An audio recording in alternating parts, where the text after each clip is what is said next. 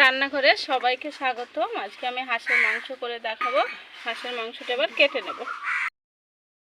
সব মাংসগুলো কেটে নেওয়া হয়ে গিয়েছে।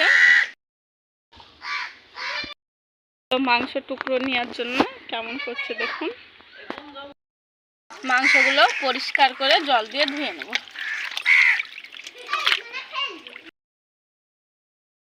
মাংসতে আলু দেওয়ার জন্য আলুটাকে আমি ভেজে নেব। হলুদ গুঁড়ো দিয়ে দিলাম, তাহলে আলুটার কালার ভালো হবে। ভেজে নেওয়া হয়ে গিয়েছে, এবার তুলে ফেলছি।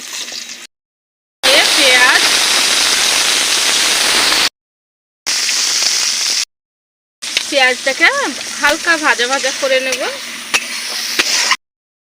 আকাশে কতটা মেঘ উঠেছে, এর মধ্যে হাঁসের মাংস আর গরম ভাত হলে তো কথাই নেই। এটা ভেজে নিয়েছি, এবার মাংসগুলো দিয়ে দেবো। হাঁসের মাংস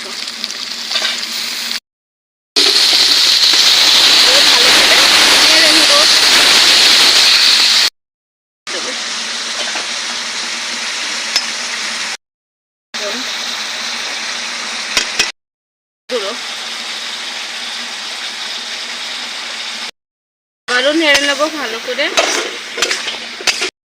লঙ্কা গুঁড়ো, জিরে একসঙ্গে বাটা দিয়ে দেবো।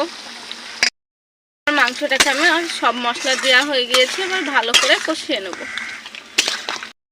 তেজপাতাটা দিতে ভুলে গিয়েছিলাম, তাই এখনই দিয়ে দিলাম। হাঁসের মাংস খেতে খুবই টেস্টি। মাংসের কালারটা দেখুন, যতটা মাংসটা কষিয়ে নেওয়া হবে তত কালারটা সুন্দর হবে।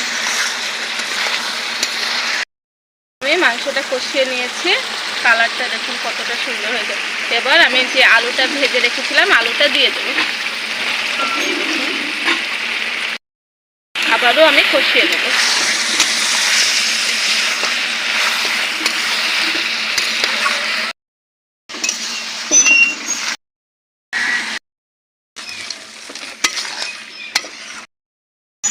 ভালো করে আমি কষিয়ে নিলাম অনেকক্ষণ।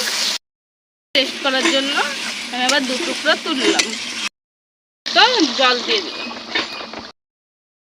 মাংস চিমড়ি হয়, সেটা একটু সিদ্ধ হওয়ার জন্য আমি বেশি পরিমাণ জলটা দিয়ে দিলাম। আমি খেয়ে দেখছি কেমন টেস্ট হয়েছে, খুবই সুন্দর হয়েছে। দেওয়ার জন্য এলাচ কাঠ গোলমরিচ আমি বেটে দিচ্ছি। লং নোড়ায় বেটে নিয়েছি, এই দেখুন। মাংসটা ফুটতে শুরু করে দিয়েছে, এবার আমি এলাচ কাঠ বাটাটা দিয়ে দেবো। এই দেখুন, তাহলে টেস্টটা খুবই ভালো হয়। একবার ভালো করে নেড়ে নেব, আবারও ঢাকা দিয়ে দেবো। দিয়ে দিলাম। খাওয়াতে আমি 3টে এলাচ আর কাঠ ভেজে নেব।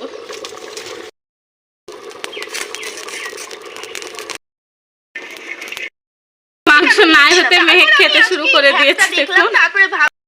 গুঁড়ো করে নেওয়া হয়ে গিয়েছে, তুলে আমি একবার নেড়ে নিলাম। কালারটা দেখুন। কিছুক্ষণের জন্য ঢাকা দিয়ে রাখবো। শেষের দিকে এবার আমি ভাজা মশলাটা দিয়ে দেবো। এলাচ কাঠ জিরে একসঙ্গে ভেজে আমি গুঁড়ো করে নিয়েছিলাম, সেই মশলাটাই দিয়ে দিলাম। মশলাও দিয়ে দিলাম। সেটা হয়ে গিয়েছে, এবার আমি ঢেলে ফেলবো।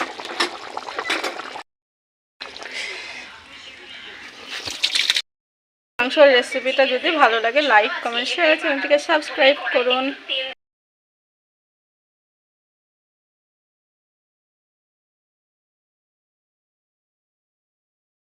খেয়ে দেখাবো আপনাদের কেমন হয়েছে।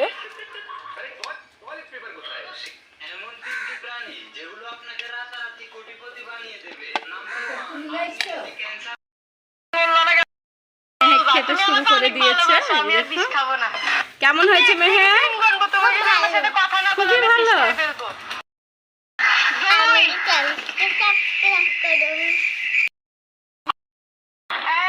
মেহেক কত আনন্দের সঙ্গে খাচ্ছে দেখুন। মোবাইল দেখছে, খাবার খাচ্ছে।